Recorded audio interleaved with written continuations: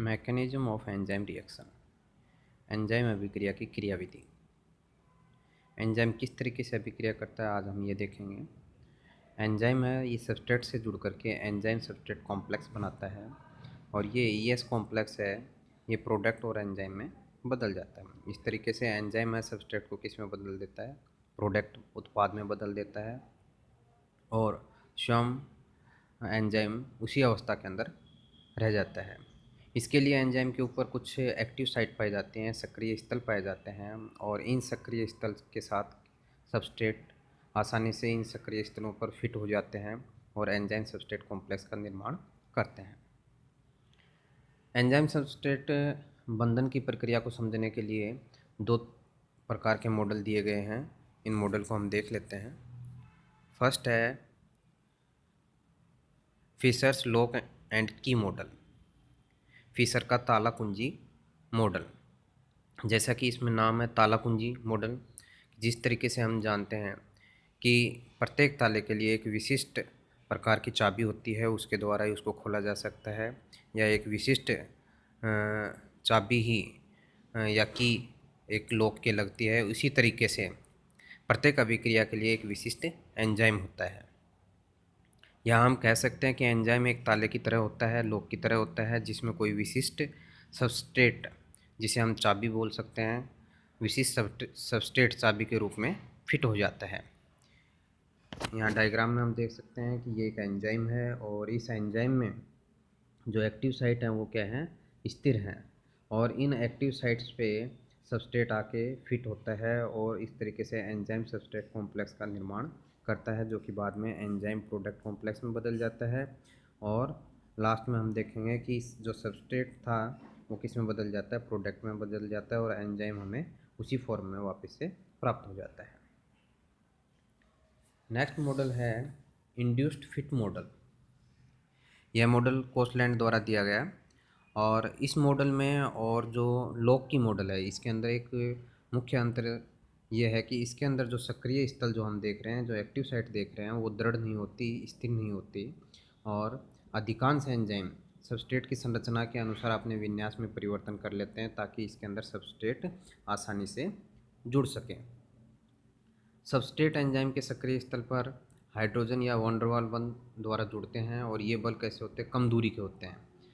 अतः enzyme substrate complex तभी बन सकता है जब एंजाइम के सक्रिय स्थल अपनी संरचना सबस्ट्रेट के अनुरूप परिवर्तित कर लें।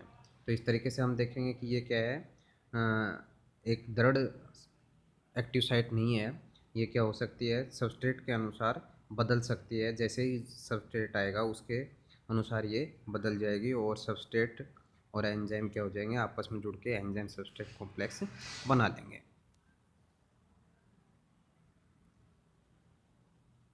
Factor affecting the enzyme reaction. Enzyme अभिक्रिया को प्रभावित करने वाले कारक। एंजाइम अभिक्रिया की हम बात कर रहे हैं तो एंजाइम अभिक्रिया को बहुत सारे ऐसे कारक होते हैं जो प्रभावित करते हैं। यहाँ हम देख सकते हैं टेम्परेचर है, पीएच है, कंसंट्रेशन ऑफ एंजाइम है, कंसंट्रेशन ऑफ सबस्ट्रेट है, effect of the product and allosteric effect.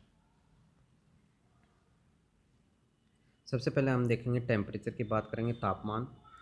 जैसा कि हम यहाँ देख सकते हैं कि प्रत्येक एंजाइम के लिए क्या होता है, अनुकूलतम तापमान होता है, एक ऑप्टिमम टेम्परेचर होता है जिसके ऊपर अभिक्रिया की दर क्या होती है, सबसे अधिक होती है।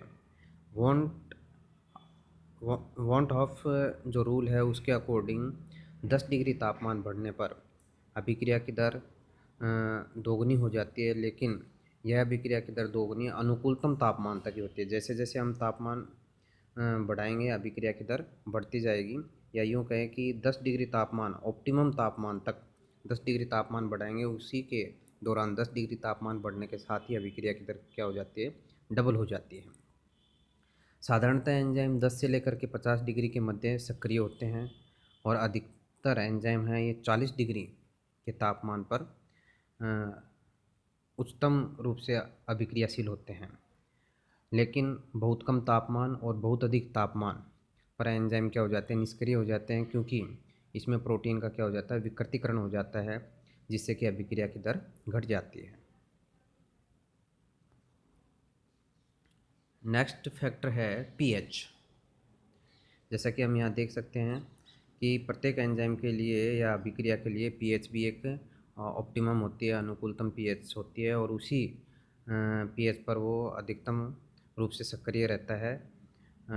जैसा कि हम उदाहरण के लिए देख सकते हैं, पेप्सिन है, ये पीएच 2 पर सबसे अधिक सक्रिय रहता है। ट्रिप्सिन एंजाइम है, ये पीएच 9 पर अधिक क्रियाशील रहता है।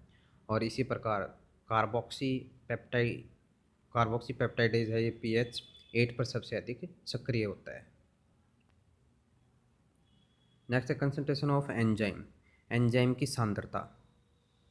एंजाइम अभिक्रिया में सबस्ट्रेट की मात्रा स्थिर रहे व एंजाइम की मात्रा को बढ़ाया जाए तो अभिक्रिया की गति बढ़ जाती है। हम देखेंगे कि यहाँ पर एंजाइम की सांद्रता बढ़ेगी, उसके साथ साथ क्या हो रही है, अभिक्रिया की दर बढ़ रही है, अभिक्रिया की जो रिएक्शन वेलोसिटी है ये बढ़ रही है। लेकिन एक ऑप्टिमम मात्रा के बाद में अभिक्रिया की गति में किसी प्रकार का कोई परिवर्तन नहीं होता है। नेक्स्ट है कंसंट्रेशन ऑफ सबस्ट्रेट। अभिक्रिया में अन्य परिस्थितियों को स्थिर रखते हुए यदि सबस्ट्रेट की मात्रा को बढ़ाया जाए तो सबस्ट्रेट की मात्रा बढ़ने के साथ साथ हम देखेंगे कि अभिक्रिया है ये प्रभावित होगी, और जिससे कि उत्पाद के निर्माण की जो प्रोडक्ट का जो फॉर्मेशन हो रहा है वो अधिक मात्रा में होगा, या यूँ कहें कि उत्पाद के निर्माण में क्या हो जाएगी, वृद्धि हो जाएगी। लेकिन यह वृद्धि एक निश्चित बिंदु तक ही होती है कि सबस्ट्रेट की एक निश्चित सांद्रता होती है, उस सांद्रता से अधिक वृद्धि करने के बाद में उत्पाद के निर्माण में किसी प्रकार की वृद्धि नहीं होती, उत्पाद का निर्माण स्थिर रहता है, जैसा कि हम यहाँ पे देख सकते हैं, या रिएक्शन वेलोसिटी क्या हो जाती है, स्थिर हो जाती है। नेक्स्ट है इफेक्ट ऑफ द प्रोडक्ट, उत्पादक प्रभाव। एंजाइम की क्रिया है ये हम देखेंगे कि उत्पाद की मात्रा जैसे जैसे बढ़ती जाएगी उसके साथ साथ एंजाइम क्रिया उसी अनुपात में क्या होती चली जाती है, घटती हुई चली जाती है, तथा पूर्ण उत्पाद बनने पर क्रिया पूर्णतः क्या हो जाती है, संदमित हो जाती है। इसके मुख्यतः दो कारण हैं, एक तो एंजाइम की क्रिया का उत्क्रमणीय होना, दूसरा उत्पाद की संरचना सबस्ट्रेट के समान होने के कारण उत्पाद क्या हो जाते हैं, एंजाइम के साथ जुड़ जाते हैं, जिससे कि वो एंजाइम को क्या कर देते हैं, संदमित कर देते हैं। नेक्स्ट है एलोस्टेरिक इफेक्ट।